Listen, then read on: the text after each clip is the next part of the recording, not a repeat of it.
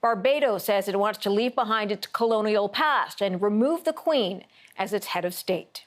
The announcement came in a speech given by the Governor General on behalf of the country's Prime Minister. The country wants to become a republic by next November. Joining us now is the Prime Minister of Barbados, Mia Amor Mottley. Prime Minister, thanks for your time tonight. Thank you for having me. Why is now the right time, do you think, for Barbados to move forward on this? We've been having these discussions for almost 20 years, and I think that it is our judgment that across political parties, across generations, that we've reached a stage where we believe that we have the confidence in ourselves that a young Barbadian can aspire to become the head of state of this nation, and that will complete our process of independence and sovereignty. We became an independent nation in 1966, and this is the most natural step for us to make, other than for the appointment of certain diplomatic positions, as well as certain forms of honors. Really and truly, everything else that we have done for the last almost 54 years, we have done as a sovereign nation. So it's not meant to be a divisive action. In fact, we have a very good relationship with the royal family. We have, at a personal level, I have a very good relationship with Prince Charles. We respect Her Majesty.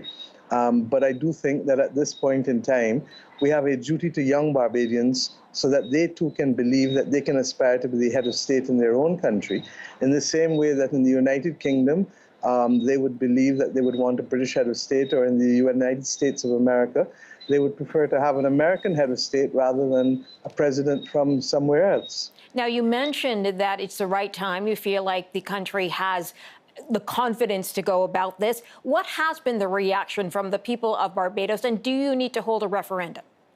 No, generally supportive. In past years, I belonged to a government more than 10, 12 years ago, and at that time, we were the first to do it, to put it on the table just at the end of 1999, 2000. We then committed to a referendum because at that time it was a little more contentious. But over the years, there has been a general growing of acceptance that the time has come for us to make this next step. What do you see as the legacy of colonialism in Barbados? It's a mixed legacy. I mean, we all know the difficult parts of our history, but we equally have to accept the parts where we have had institutional development on which we can build. But, you know, in these matters, I tend to tell people that I have eyes in the front of my head, not in the back of my head. So we want to build on what we have, but we don't want to dwell where we were. You mentioned you have a good relationship with the monarch in Britain. Do you worry about your relationship with Britain as you move forward? Absolutely not. I think that this is just a statement of confidence. There's mutual respect. There is a recognition, just as you have in a family. I mean, parents have children who move on, they head their own households, but that does not in any way dissipate the relationship between parent and child. This is definitely not a relationship between parent and child, but the notion of two countries that have had deep familial bonds, and like with any family, the relationship has had its ups and downs in the history, but as I said, we choose not to dwell on that. What we want to be able to work on is where are we today? What are the common values that we have? What is the basis for the self-respect and respect of each other? And I think that this is something that can work. We have a deep relationship with the United Kingdom still.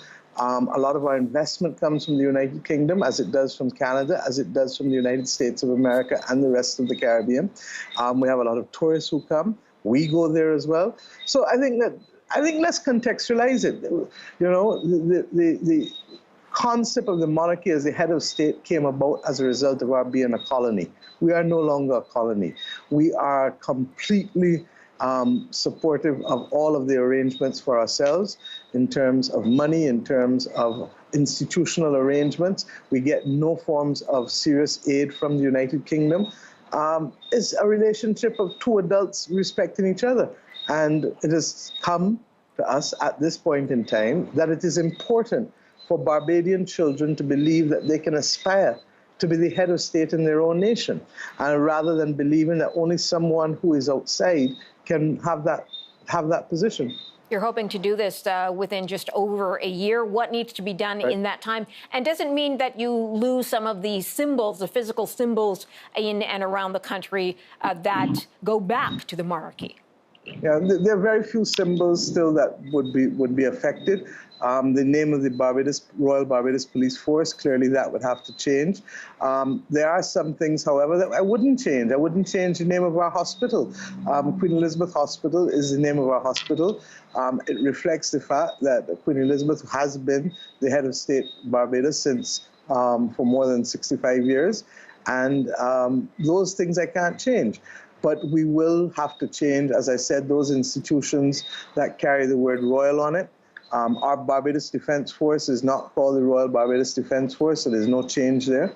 So, I mean, there are a few things that will have to change. We will establish a transition committee to advise the government on the steps that have to be taken in order for us to be able to complete this process. And the name of the country will not change. I mean, some people choose to call this the Republic of, or it will just simply be Barbados, as it has always been. And we want you to come and join us here. We'll come anytime you want us to. Prime Minister of Barbados, Mottley. Thank you so much for your time. Appreciate that. Take care. You too.